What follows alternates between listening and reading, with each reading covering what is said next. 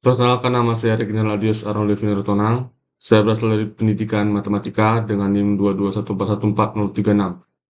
Video ini saya buat untuk memenuhi tugas UAS yang diberikan kepada saya, yaitu UAS Matematika Keuangan dan Pasar Modal. Pada video kali ini saya akan menjelaskan mengenai reksadana, di mana reksadana ini merupakan pengalaman yang saya miliki sebagai seorang investor. Judul yang saya berikan dari materi saya ini adalah reksadana cocok untuk investor pemula. Pertama-tama saya akan menjelaskan apa itu investasi. Menurut KBBI, investasi adalah penanaman uang atau modal pada suatu perusahaan atau proyek untuk tujuan memperoleh keuntungan. Menurut Wikipedia, investasi adalah suatu kegiatan menanamkan modal langsung maupun tidak langsung dengan harapan di kemudian hari pemilik modal akan memperoleh manfaat tertentu dari hasil penanaman modalnya. Dari kedua pengertian ini, dapat saya simpulkan bahwa investasi adalah kegiatan menanamkan modal atau aset yang dimiliki kepada sebuah perusahaan yang ditujukan untuk mendapatkan sebuah keuntungan di masa depan. Di sini ya berarti kita memberikan modal atau menyertakan uang kita membeli suatu saham di suatu perusahaan, maka kita akan mendapatkan keuntungan dari saham tersebut. Kenapa harus investasi? Di sini saya akan menjelaskan dua alasan kenapa kita dapat berinvestasi dan harus berinvestasi. Yang pertama itu, modalnya dapat disesuaikan. Jika kita mempunyai modal sedikit, maka kita juga tetap bisa berinvestasi. Dalam berinvestasi, modal yang dibutuhkan bervariasi untuk setiap jenisnya. Dengan demikian, seseorang yang ingin memulai berinvestasi dapat menyesuaikan modal yang dimiliki dengan investasi yang sesuai. Dalam hal ini, sepengalaman saya dalam reksadana itu minimal modal yang diperlukan itu adalah 10.000. Sehingga ya untuk kita yang hanya mempunyai modal 10.000 atau 20.000 itu sudah cukup untuk berinvestasi di reksadana. Lalu yang kedua itu potensi keuntungan jangka panjang. Dalam melakukan investasi yang diberikan adalah sebuah keuntungan terus-menerus selama masih mempunyai saham. Dalam hal ini, jika kita masih mempunyai saham dalam sebuah perusahaan atau di suatu instansi, kita akan tetap mendapatkan sebuah keuntungan karena kita masih mempunyai saham di perusahaan tersebut. Di sini saya akan menjelaskan mengenai apa itu reksadana. Pada umumnya, reksadana diartikan sebagai wadah yang dipergunakan untuk menghimpun dana dari masyarakat pemodal untuk selanjutnya diinvestasikan dalam portofolio efek atau manajer investasi. Menurut Undang-Undang Pasar Modal Nomor 8 Tahun 1995, Pasal 1 Ayat 27, reksadana adalah wadah yang dipergunakan untuk menghimpun dana dari masyarakat pemodal untuk selanjutnya diinvestasikan dalam portofolio efek oleh manajer investasi. Dalam hal ini, yang dimaksud dengan masyarakat pemodal itu adalah kita, orang yang mau berinvestasi. Dan manajer investasi itu adalah mereka yang mengatur saham atau investasi terus berjalan. Dan ada jenis-jenis reksadana. Di sini sebenarnya reksadana itu mempunyai banyak jenis. Di sini saya hanya menuliskan 4 saja. Yang pertama itu reksadana pasar uang, yaitu reksadana jangka pendek dengan risiko yang paling kecil. Di sini jangka pendeknya ya biasanya itu dalam jangka 1 tahun atau 2 tahun. Nah, menurut saya jenis reksadana pasar uang ini menjadi jenis reksadana yang cocok untuk para pemula karena risikonya itu sangat kecil.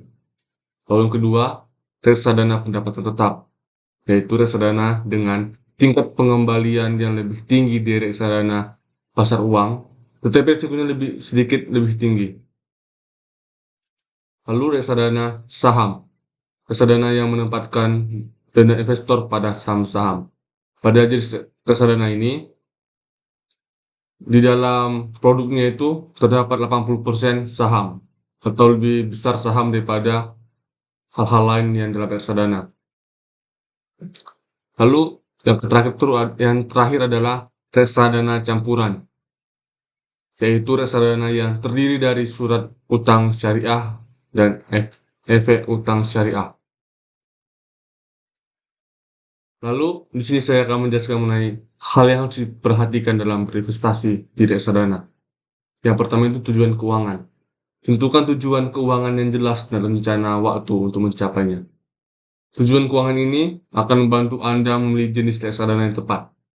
Nah, dalam hal ini, kita harus tahu tujuan kita investasi itu apa. Lalu kita bisa menentukan waktunya itu jangka pendek atau jangka panjang. Jika kita mengetahui kurun waktu untuk berinvestasi, maka kita dapat menentukan jenis reksadana apa yang cocok untuk kita ambil. Lalu yang kedua itu jenis reksadana. Kita harus mengenali dulu jenis reksadana tersebut supaya kita dapat menyesuaikan dengan poin pertama tadi. Kita akan memilih yang jangka panjang atau jangka pendek dalam berinvestasi. Lalu kondisi pasar. Perhatikan kondisi pasar saat ini untuk mengetahui prospek kerja reksadana di masa mendatang.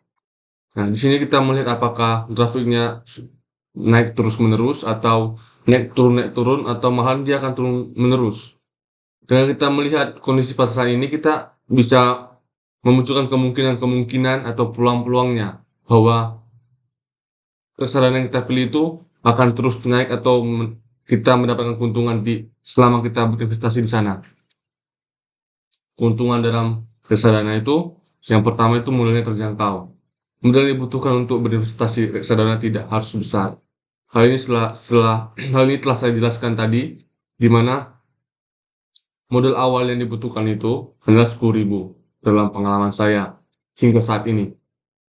Lalu yang kedua, proses pembelian itu mudah. Reksadana dapat dibeli secara online melalui platform yang dijelaskan dan diawasi OJK. Platform yang diawasi OJK ini seperti Bibit, Ajaib, dan sebagainya. Yang sering saya gunakan itu Bibit dan Ajaib. Lalu yang ketiga itu bebas pajak. Keuntungan yang diterima investor dari reksadana bukan termasuk objek pajak. Jadi keuntungan yang kita peroleh itu tidak mendapatkan pajak sama sekali. Lalu likuiditas tinggi. Reksadana dapat dicairkan kapan saja dengan menggunakan harga nilai aktiva bersih atau NAB yang berlaku saat penjualan. Kesimpulan dari materi yang saya sampaikan tadi, yang pertama itu reksadana menjadi salah satu produk yang cocok untuk para investor pemula, karena reksadana menyediakan investasi jangka pendek dan jangka panjang. Nah, di sini kan jadi kita bisa mengetahui kita ini mau berinvestasi jangka pendek atau jangka panjang. Dan juga kan modalnya juga lebih lebih mudah dan bervariasi juga. Lalu yang kedua itu prosedur investasi di reksadana sangat mudah dilakukan atau tidak ribet. Lalu pada bagian ini saya akan memberikan atau memaparkan refleksi saya mengenai selama pembelajaran yang saya lakukan selama 1 semester ini mengenai investasi. Dalam pembelajaran yang sudah saya jalani, memberikan saya banyak pengetahuan mengenai investasi. Pengetahuan yang diberikan bertaraf baik untuk pemahaman yang dibutuhkan seorang pemula sebelum melakukan investasi. Dari pembelajaran serta bimbingan yang diberikan kepada saya dapat memahami investasi dengan baik serta dapat menjadi tahu untuk memilih investasi jangka panjang atau jangka pendek. Dengan mengikuti pembelajaran yang telah diberikan dan diiringi dengan pengalaman secara langsung di mana saya sebagai mahasiswa terjun ke dalam dunia investasi, membeli saham, membeli reksadana tersebut, yang memberikan saya pemahaman yang baik mengenai investasi serta proses-proses yang dilakukan dalam berinvestasi. Di sini saya belajar bahwa dengan mencoba hal-hal baru, saya mendapatkan pengalaman-pengalaman yang sangat baik. Sekian video dari saya. Terima kasih.